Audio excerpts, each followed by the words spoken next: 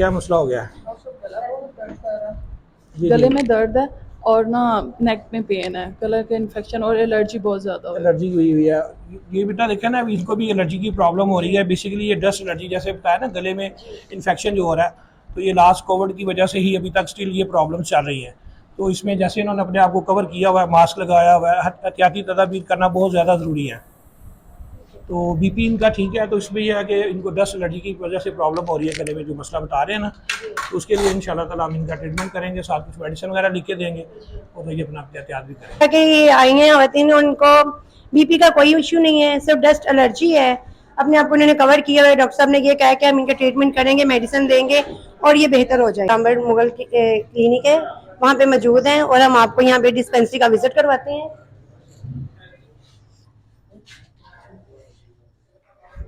جیسا کہ یہاں پہ یہ روم ہے پیشنٹس کے لیے، یہاں پہ میڈیسن وغیرہ دی جاتی ہے، یہاں پہ پیشنٹس بیٹھتے ہیں، اور یہ علیحدہ خواتین کے لیے جو ہے نا یہ روم بنایا ہوا ہے، یہاں پہ خواتین بیٹھتی ہیں جن کو ڈرپس وغیرہ لگتی ہیں اور میڈیسن دی جاتی ہے۔ اور یہ فارمیسی ہے جہاں پہ میڈیسن بنائی جاتی ہے، اور یہ آپ دیکھ سکتے ہیں یہاں پہ فارمیسی ہے، یہ ساری میڈیسن ہے۔ یہ بچہ ہے جو یہاں پہ جو میڈیسن بنا رہا ہے، ٹھیک ہے۔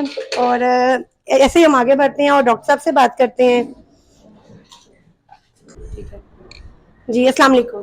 وعلیکم السلام ورحمۃ اللہ وبرکاتہ۔ جی کیا حال ہے آپ کا؟ سے طبیعت ٹھیک ہے؟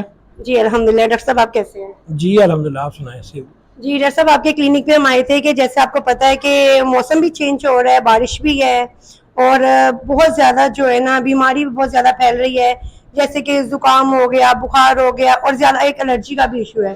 اس حوالے سے نا ہمیں تھوڑا گائیڈ کیجیے۔ السلام علیکم ورحمۃ اللہ وبرکاتہ۔ اصل بیٹا بات یہ ہوتی ہے کہ یہ جو آپ نے بات کی ہے نا الرجی کی، یہ اسکیبیز کا وائرس ہے، یہ کافی دیر سے پاکستان میں پھیلا ہوا ہے۔ تو اس کے لیے ہمیں چاہیے کہ ہم انٹرنیشنل لیول کے اوپر پاکستان میں ایک سیمینار کریں، جس کے اوپر سے اس کے لیے بہتر سے بہتر جو ہے نا تدابیر کی جائیں، کیونکہ یہ ہر گھر کے اندر موسٹلی بہت زیادہ کامن بیماری ہوگی ہوئی ہے۔ آپ کو پتہ ہے 2 سال پہلے جب کووڈ آیا تو اس سے ریلیٹڈ جو بھی بیماریاں تھیں نا، خاص طور پہ اس کے ساتھ منسلک، اس میں اب چکن پاکس ہے یا دوسری چیزیں بیماریاں ہیں، تو ان کے اندر وہ انکلوڈ ہو گئے نا سارا، انہوں نے زیادہ انسان کی اسکن کو زیادہ ڈیمیج کیا ہے۔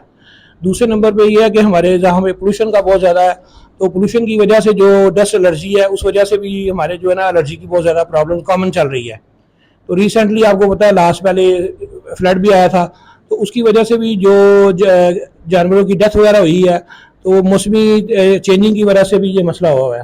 تو یہ حکومت کو چاہیے کہ اس کے اوپر سنسیئر ہو کے تو کوئی ایسا سیمینار کرے، یا لوگوں کو ایسی پلیٹ فارم فارم کیا جائے جہاں سے لوگوں کا فری ٹریٹمنٹ ہو سکے، کیونکہ یہ اس کو پورے پاکستان میں سے ختم کرنے کے لیے ضرورت ہے۔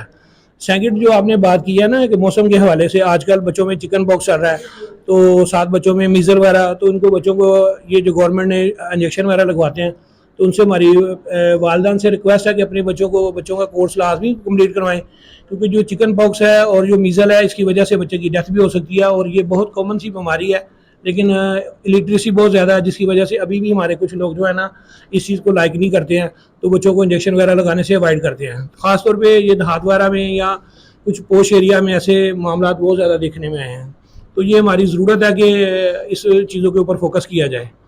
تو دوسرا یہ کہ آج کل ڈائریا کا وبا پھیلی ہوئی ہے بہت زیادہ، تو یہ کھانے پینے میں ذرا احتیاط کریں، تو اپنی صحت کا خیال رکھیں، صاف پانی کا انتظام جو پہلے ادھر تھا سسٹم، تو پچھلی حکومت نے کچھ اس کی طرف توجہ نہیں دی، جس وجہ سے جو ہے نا پانی کے فلٹریشن پلانٹ بند ہونے کی وجہ سے کافی زیادہ بیماریاں جو ہے نا ڈائریا وغیرہ، جانڈس وغیرہ، یہ بچوں میں بہت زیادہ کامن ہو رہا ہے۔